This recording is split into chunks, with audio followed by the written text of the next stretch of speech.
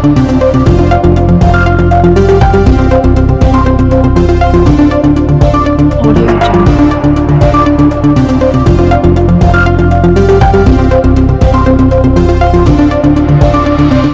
के इस जनसभा में यहाँ पर उपस्थित मेरे वरिष्ठ मित्र, जिनके साथ मुझे विधानसभा में रहने का मौका मिला और पूर्व में मंत्री रहे श्री हर्ष महाजन जी, हमारे बहुत ही लोकप्रिय, कर्मठ, कर्मशील, संवेदनशील और आप लोगों के बीच में कार्य करने वाले ऐसे हमारे प्रत्याशी श्री DS ठाकुर जी, हमारे जसवीर जी, जिला के अध्यक्ष विजय ठाकुर जी, मंडल के अध्यक्ष बलवंत सिंह ठाकुर जी, प्रदेश कार्य समिति के सदस्य देशराज बसंत जी, मंडल के महामंत्री मदन ठाकुर जी, जिला सचिव कंगना सेठी जी बहन, चेयरमैन BDC विनोद जरयाल जी, BDC के वाइस चेयरमैन श्रीमती रानी शर्मा जी, नगर परिषद की चेयरमैन डलहौजी और श्रीमती सत्यमेव जयते महिला मोर्चा मंडल अध्यक्ष, और यहाँ उपस्थित इतनी बड़ी संख्या में देवी और सज्जनों, हमारे मीडिया के साथी, प्रिंट मीडिया और इलेक्ट्रॉनिक मीडिया के साथी, आज मुझे यहां आने का सौभाग्य प्राप्त हुआ और जिस गर्मजोशी के साथ आपने स्वागत किया और जो मैं उत्साह देख रहा हूं, उसके लिए मैं जहां आपको धन्यवाद देता हूं, आपका अभिनंदन करता हूं, वहीं आपका उत्साह मुझे आश्वस्त भी करता है कि 12 नवंबर को आपने DS ठाकुर जी को विजयी बनाना है और 8 तारीख को आपने इनको विधानसभा में भेजना है। यह मैं आपकी तालियों से, आपके उत्साह से मुझे स्पष्ट दिख रहा है।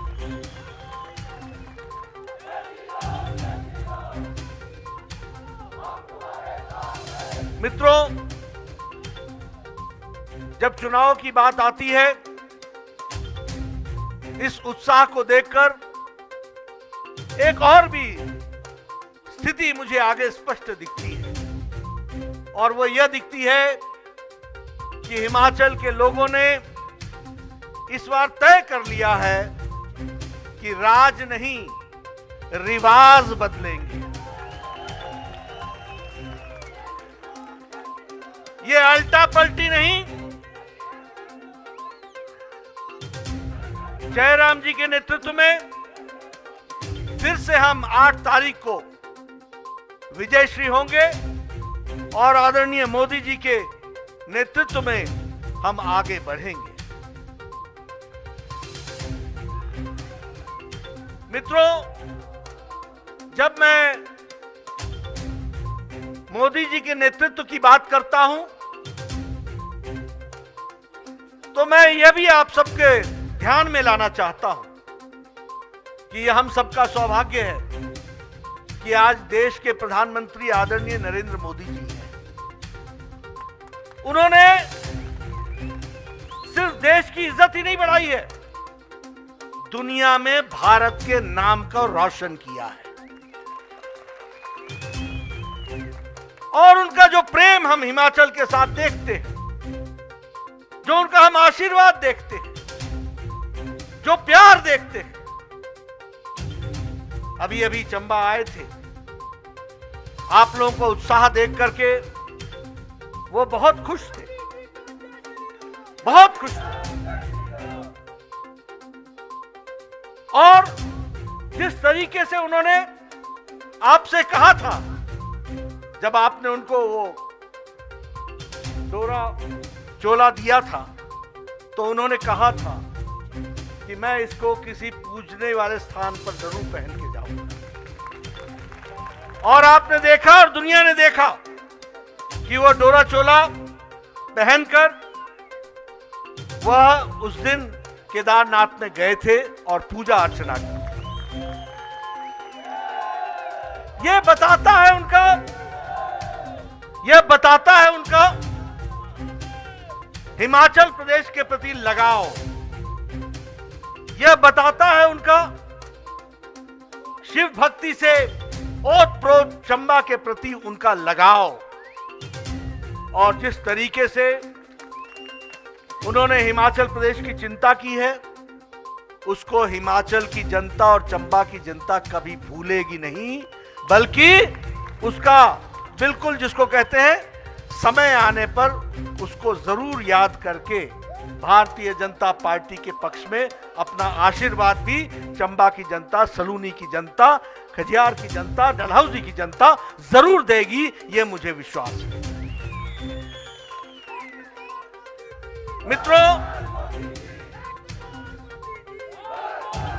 मित्रों, आपने यह भी देखा होगा कि जब हम सब लोगों ने कहा कि मोदी जी ने ये किया, मोदी जी ने ये किया, तो मोदी जी ने कहा मोदी जी ने नहीं किया, ये आपने किया।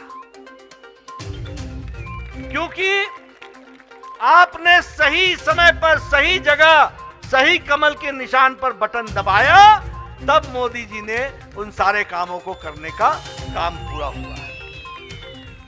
आज मैं यहां बैठा देख रहा हूं, आप सब लोग बड़े नजदीक बैठे हैं, मुंह में किसी के मास्क नहीं है। यहां अमेरिका का राष्ट्रपति भी जो बाइडेन जब माइक के सामने आता है तो पहले मास्क हटाते हैं, भाषण देते हैं और फिर मास्क पहन लेते हैं। यानी अमेरिका भी अभी कोरोना से सुरक्षित नहीं हुआ है, यूरोप भी अभी तक कोरोना से सुरक्षित नहीं हुआ है। और यहां मोदी जी ने 9 महीने के अंदर 2 वैक्सीन बनाकर और 219 करोड़ डोज लगा के, डबल डोज बूस्टर के साथ लगा के आपको सुरक्षा कवच पहना दिया है। इस बात को भी हमको समझना है।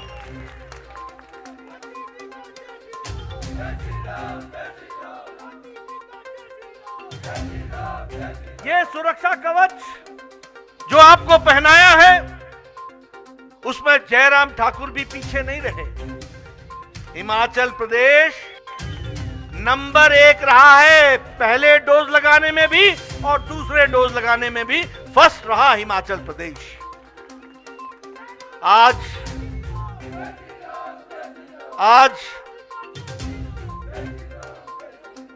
आज मुझे खुशी होती है कि भारत इथेनॉल के प्रोडक्शन कैपेसिटी में डबल हमने अपनी प्रोडक्शन कैपेसिटी बढ़ा दी है। आज जो आप मोबाइल में सिम लगाते हैं ना, चिप, ये पहले हम खरीदा करते थे, आज हम दुनिया को बेच रहे हैं और दुनिया में हम आगे बढ़े। मोबाइल बनाने में भारत नंबर 2 पर खड़ा हो गया है, नंबर 2। ये जो आपके हाथ में मोबाइल है ना, ये नंबर 2 पर भारत खड़ा हो गया।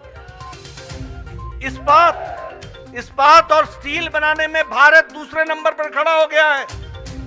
सौर ऊर्जा में 5वें नंबर पर भारत खड़ा हो गया है। और ये कोरोना के मंदी के जमाने में भी भारत ब्रिटेन को पछाड़ करके 5वीं अर्थव्यवस्था बन गई है, 5वीं अर्थव्यवस्था बन गई। ये मैं आपको क्यों बता रहा हूं? ये इसलिए बता रहा हूं कि सही नेतृत्व को आशीर्वाद मिलने से सही नतीजे आते हैं। आज मुझे खुशी है, एक समय था, ओ भाई, एक समय था, मैं आपके जोश की बड़ी इज्जत करता हूं। एक समय था जब एक प्रधानमंत्री कहते थे कि मैं 1 रुपया भेजता हूं तो 85 पैसे बीच से गायब हो जाते। आज हम खुशी के साथ आपको बता सकते हैं कि मोदी जी ने 25 लाख करोड़ रुपए सीधे लोगों के बैंक के खाते में पहुंचा दिया। अभी शिमला आए थे, प्रधानमंत्री किसान सम्मान निधि, उन्होंने एक बटन शिमला के रिज मैदान में दबाया और 15 सेकंड के अंदर 11 करोड़ किसानों के खाते में 2-2 हजार रुपए पहुंच गया। यह है डिजिटल इंडिया, यह है बढ़ता हुआ इंडिया, यह है जिसे हम कहते हैं कि भारत आज डिजिटलाइज हो गया है। मित्रों, मैं देश की तो आपके सामने तस्वीर रख ही रहा हूं, लेकिन हिमाचल प्रदेश की भी बात करें तो मैं यहां गौरव से कह सकता हूं कि हिमाचल का विकास भी तभी हुआ है जब भारतीय जनता पार्टी की सरकार आई, तभी हुआ है, उससे पहले नहीं हुआ है। अटल जी प्रधानमंत्री बने, उन्होंने आपको इकोनॉमिक पैकेज दिया था कि नहीं दिया था? दिया था कि नहीं दिया था? डैमों की झड़ी लगी थी कि नहीं लगी थी? और दुख के साथ कहना पड़ता है कि जब कांग्रेस पार्टी की सरकार आई तो वह इकोनॉमिक पैकेज हमसे ले लिया गया। कांग्रेस लेने वाली बनी, हम देने वाले बने। आपको शायद जानकारी नहीं होगी, हिमाचल पहाड़ी राज्य में स्पेशल कैटेगरी स्टेट था, स्पेशल कैटेगरी स्टेट था। केंद्र हमको 90 पैसे देता था तो हम 10 पैसे अपने विकास में लगाते थे, लेकिन वीरभद्र जी के जमाने में यह स्पेशल कैटेगरी स्टेट हमसे ले लिया गया। दिया नहीं, ले लिया गया। और आपको जानकर के याद होगा, शांता कुमार जी अधिकार यात्रा लेके दिल्ली गए थे, धूमल जी न्याय यात्रा लेके दिल्ली गए थे, दिल्ली में आवाज उठाई थी, किसी ने नहीं सुनी, किसी ने नहीं सुनी। जब मोदी जी फिर से पहली बार प्रधानमंत्री 2014 में बने तो फिर से हिमाचल प्रदेश का स्पेशल कैटेगरी स्टेट बहाल हो गया। और अब जयराम जी अगर 10 रुपए लगाते हैं तो प्रधानमंत्री मोदी जी 90 रुपए लगाते हैं और आपके विकास में काम चलता है। ये अंतर आ गया। आपको मालूम होगा, मैं इसलिए आपको सुना रहा हूं कि मित्रों, विषय डीएस ठाकुर का है, लेकिन डीएस ठाकुर किन बातों के लिए खड़ा होगा उसको वो आपको समझना चाहिए, आपके ध्यान में रहना चाहिए, आपके ध्यान में रहना चाहिए। अटल जी ने डिफेंस को ध्यान में रखते हुए और लाहौल स्पीति को ध्यान में रखते हुए जो 6 महीने तक बर्फ से ढका रहता था, आने जाने के साधन बंद हो जाते थे, उसका शिलान्यास किया 2002 में और कहा कि यह अटल टनल बनेगा। 2003-4 में सरकार चली गई, यूपीए की सरकार आई, 2003 से लेकर 2014 तक 1300 मीटर ही से टनल बना, 1300 मीटर।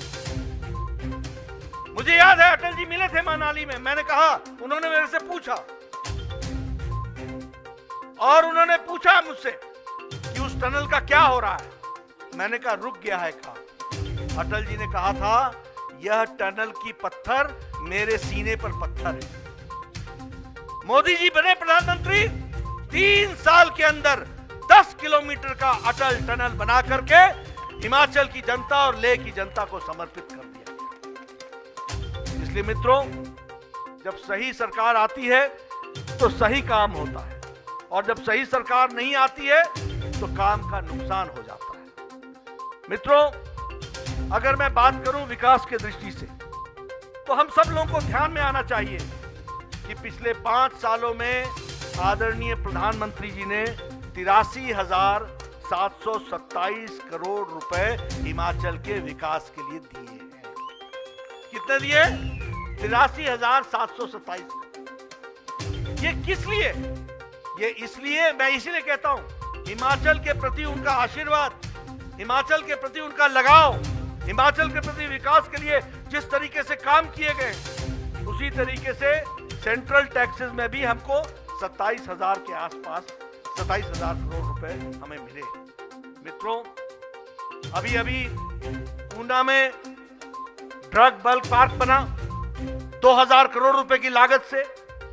हमारे हर्ष महाजन जी बैठे हैं, उन्हें ध्यान में है कि ड्रग बल्क पार्क के लिए कितने लंबे समय से हम लड़ रहे हैं, हमें नहीं दिया जा रहा था, लेकिन मोदी जी ने यह तय किया कि अगर ड्रग बल्क पार्क मिलेगा, बल्क ड्रग पार्क, तो वह हिमाचल प्रदेश को मिलेगा और 2,000 करोड़ रुपए की लागत से मिलेगा। मेडिकल डिवाइसेस पार्क, यह भी हिमाचल को मिला है। नेशनल हाईवेज, यह भी हिमाचल को मिला है। अब आप एम्स की बात कर लीजिए, all India institute of medical sciences. पहले आप इलाज के लिए दिल्ली जाया करते थे, आप इलाज के लिए चंडीगढ़ जाया करते थे। अब 2 बड़े सेंटर्स बने हैं। सबसे पहले तो आपको मैं ये बता दूं कि कभी आपने ख्वाब में भी नहीं सोचा होगा कि मेडिकल कॉलेज चंबा को मिलेगा। आदरणीय मोदी जी के आशीर्वाद से जब मैं स्वास्थ्य मंत्री था तो मैंने चंबा को, हमीरपुर को और सिरमौर को मेडिकल कॉलेज दिए। ये हमको ध्यान में रखना चाहिए। मैं आपके सामने विकास की कहानी सुना रहा हूं। आज हिमाचल में all India institute of medical sciences बन करके तैयार हो गया है। 1500 करोड़ रुपए की लागत से 14,075 करोड़ रुपए की लागत से बना है। 1475 करोड़ रुपए की लागत से, यानी 1500 करोड़ रुपए की लागत का एक all India institute of medical sciences बना है। अभी 300 करोड़ रुपए की लागत से पीजीआई का सैटेलाइट सेंटर ऊना में बनेगा। आपको अगर बड़ा इलाज कराना पड़ा तो आप ऊना पहुंच जाएंगे, आप बिलासपुर पहुंच जाएंगे। भगवान न करे कोई बीमार हो, लेकिन उसके इलाज का पुख्ता इंतजाम हिमाचल प्रदेश में कर दिया गया है। इस बात को भी हमको ध्यान में रखना है। मित्रों, इसलिए विकास की नई कहानियां लिखी जा रही हैं, और चाहे इंजीनियरिंग कॉलेज हो, चाहे मेडिकल कॉलेज हो, चाहे मेडिकल डिवाइस पार्क हो, चाहे हाइडल प्रोजेक्ट हो, एक नहीं अनेकों प्रोजेक्ट हिमाचल प्रदेश को मिला है। और यह इलाका भी पीछे नहीं रहा। जब मैं चंबा की बात करता हूं तो मैं आपको यह बताना चाहूंगा कि यहीं सिविल अस्पताल सलूनी 50 बेड का, इसका भी सैंक्शन होकर के यह भी काम शुरू हो गया है और यहां सलूनी की चिंता की गई है। उसी तरीके से ITI सलूनी, यह भी, इसका भी काम शुरू हो गया। उसी तरीके से 45 करोड़ रुपए की पानी की स्कीम सलूनी में, इसका भी काम चल रहा है। अभी अभी 65 करोड़ रुपए की स्कीम डलहौजी के लिए, अर्बन डेवलपमेंट के लिए 65 करोड़ रुपए की स्कीम, वह भी चल पड़ी है। बनीखेत में डिग्री कॉलेज बन रहा है। उसी तरीके से बीडीओ का ऑफिस बाथरी में बन रहा है, और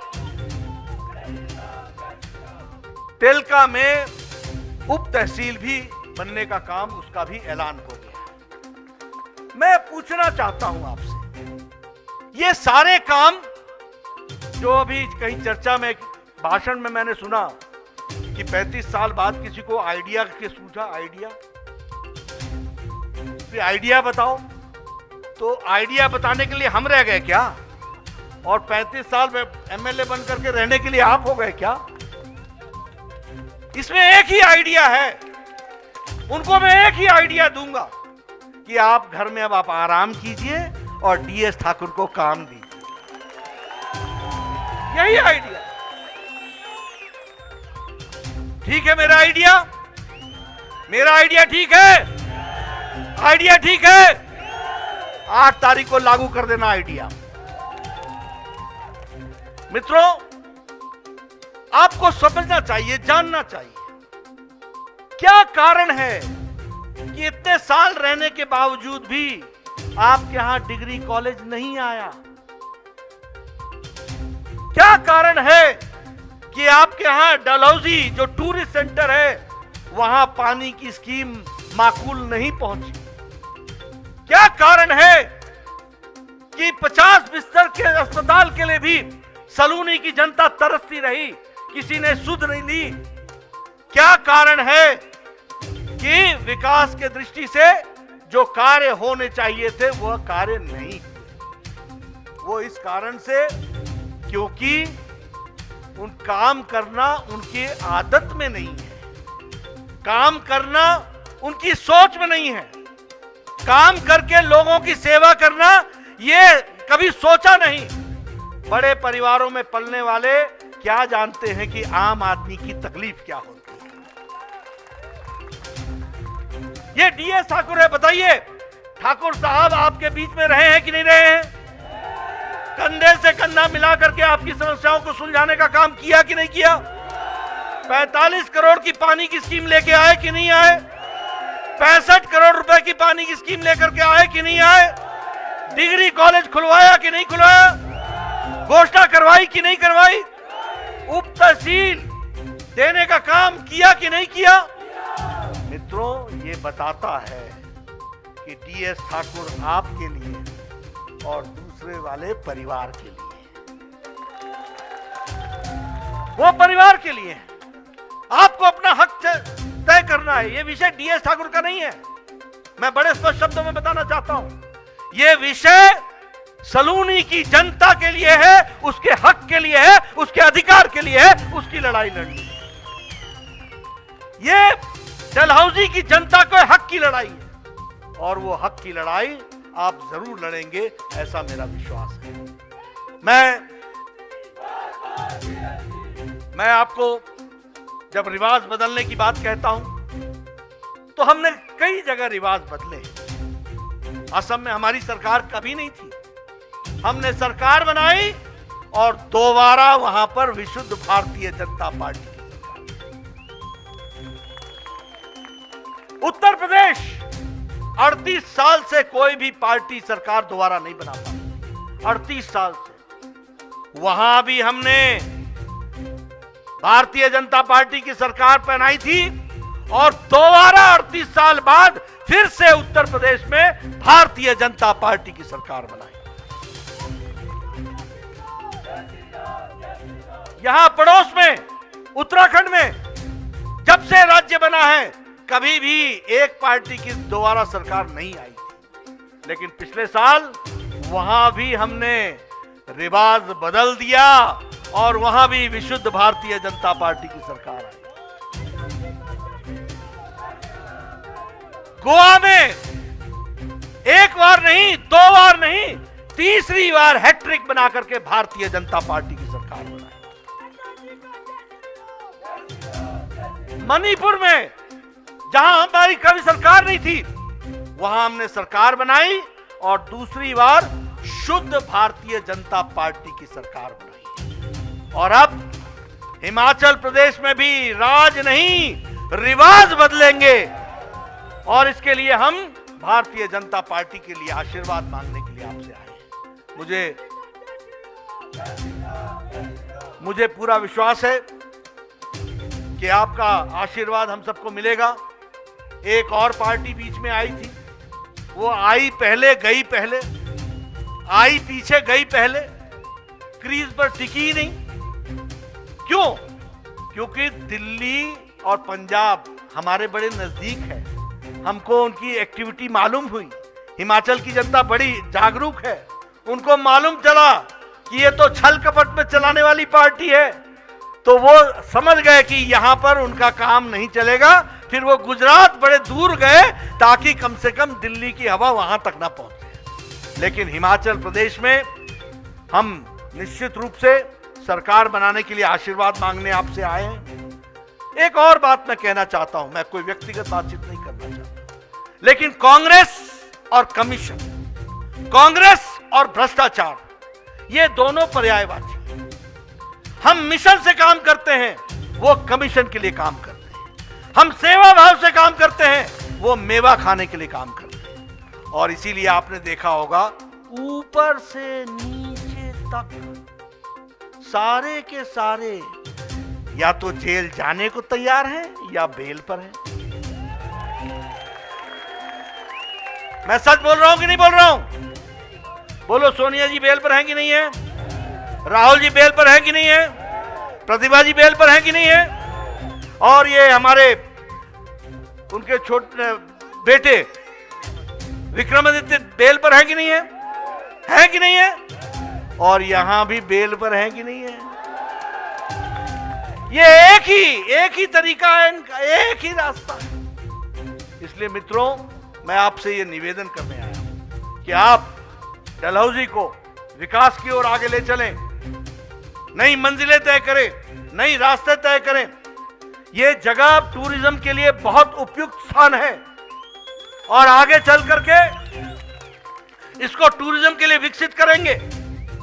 विकसित करने के लिए सबसे पहली चीज होती है अच्छी सड़क, पानी की व्यवस्था, अच्छी बिजली, ये सब मुहैया कराई जा रही है। और इसके साथ साथ यहां पर टूरिज्म डेवलप हो, इसको भी हम आगे बढ़ाएंगे।